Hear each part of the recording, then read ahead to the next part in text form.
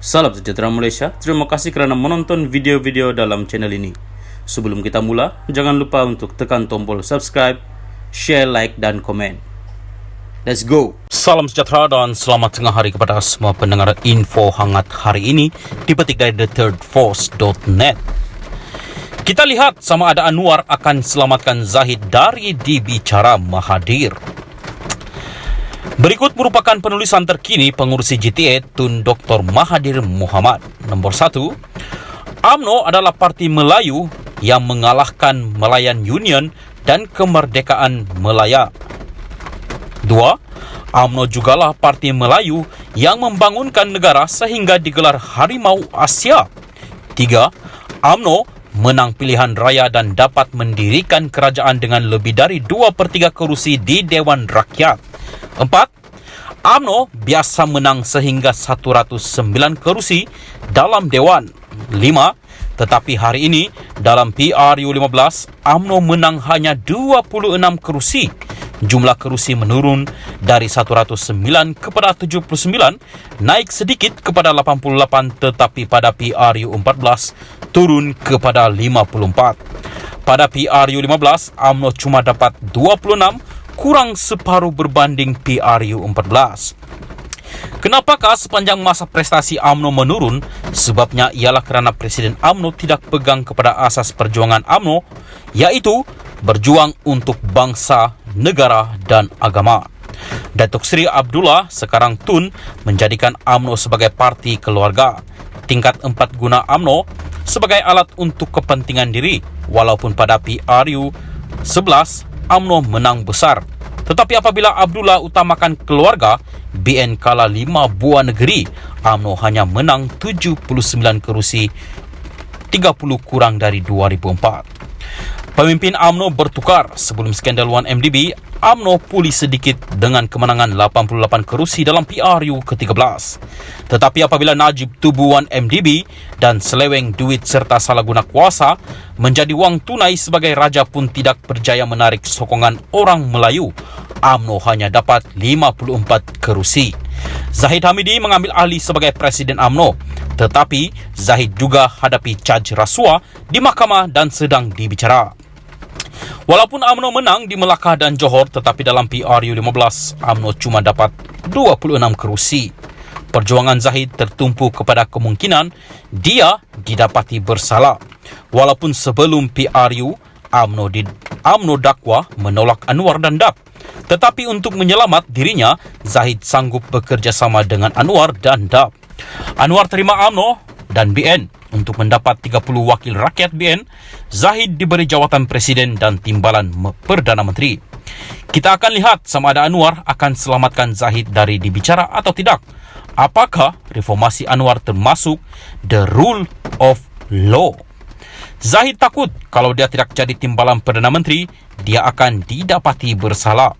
Sebab itu, ia tidak benar pertandingan jawatan Presiden dan timbalan Presiden dalam mesyuarat agung UMNO. Dengan itu, UMNO terus dikuasai oleh Presiden yang sedang dibicara kerana rasuah. Besar kemungkinan dalam PRU, kerusi UMNO merosot lagi. Penurunan prestasi UMNO disebabkan presiden-presiden yang menyeleweng. Perlembagaan UMNO memperuntukkan ahli menukar pemimpin. Tetapi, ahli UMNO ternampak bersedia mengekalkan pemimpin yang sedang di-charge pun. Sekarang Presiden UMNO sedang hadapi charge. Apakah ahli UMNO akan terus sokong UMNO?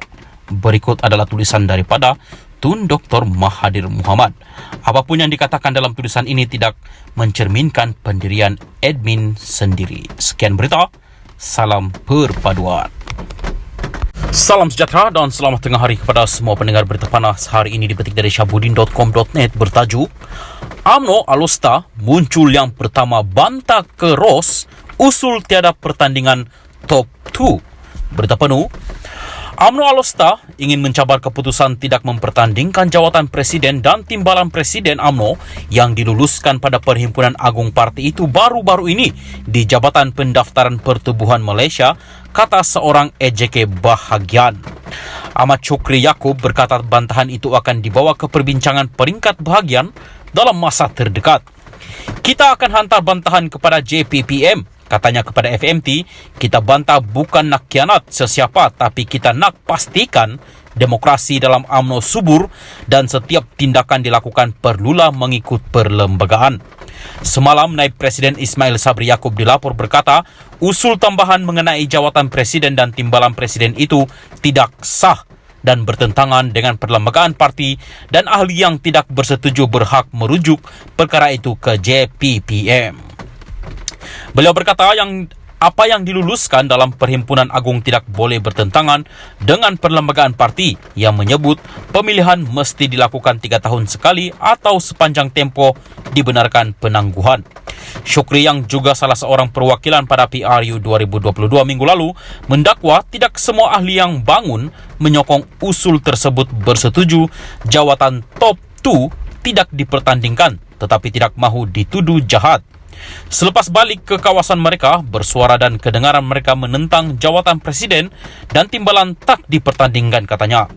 Syukri menyifatkan dirinya sebagai orang lama dalam UMNO dan menurutnya pernah melalui pelbagai krisis dalaman termasuk ketegangan antara Dr. Mahathir Mohamad dan Tengku Razalik Hamzah pada 1988.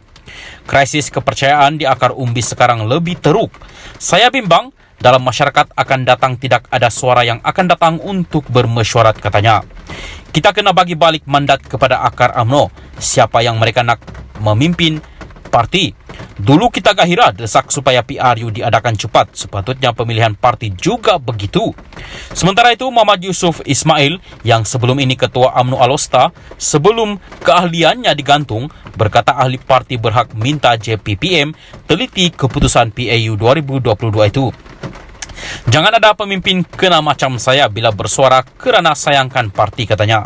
Keahlian Yusuf sebelum ini dilaporkan digantung selama 6 tahun yang menurutnya atas sebab yang tidak dimaklumkan. Sekian berita, salam perpaduan.